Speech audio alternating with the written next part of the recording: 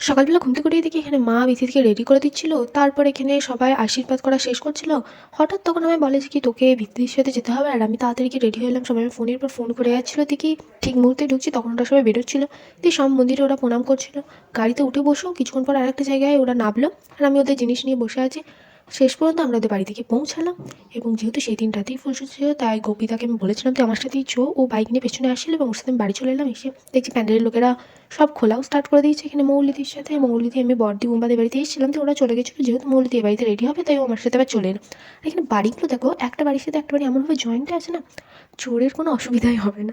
এখানে আমি গোপিতার সাথে বসেছিলাম, দিয়ে রাতে রেডি হয়ে গেলাম, মাকেও রেডি করে দিয়েছি। মা কাপড় পরার জন্য ওদের বাড়ি গেল বড়দিদের কাছে। আর এখানে আমি আর মৌলিদি খ্যাপাপোনা করছি না আয়নার সামনে ক্যামেরা নিয়ে। শেষ পর্যন্ত পৌঁছে গেলাম সবাই। বিথিদিকেও বেশ ভালো সুন্দর লাগছিলো, জায়গাটাকে সাজিয়েছিল খুব সুন্দর, তোমাদের দেখাবো। জায়গাটাকে বেশ ভালোই সাজিয়েছিল, কিন্তু তখন ঠান্ডা লাগছে না। কিছুক্ষণ পর আস্তে আস্তে ঠান্ডা লাগাটা বেড়ে গেল। সব ছবি তোলা শেষ করে আমরা চলে গেলাম উপরে ঘরটা দেখতে।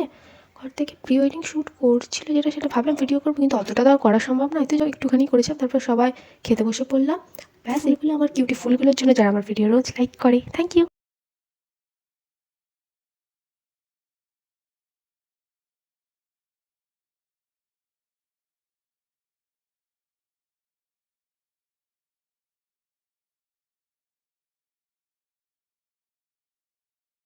সাবস্ক্রাইবটাও করে দিও। Bye, good night.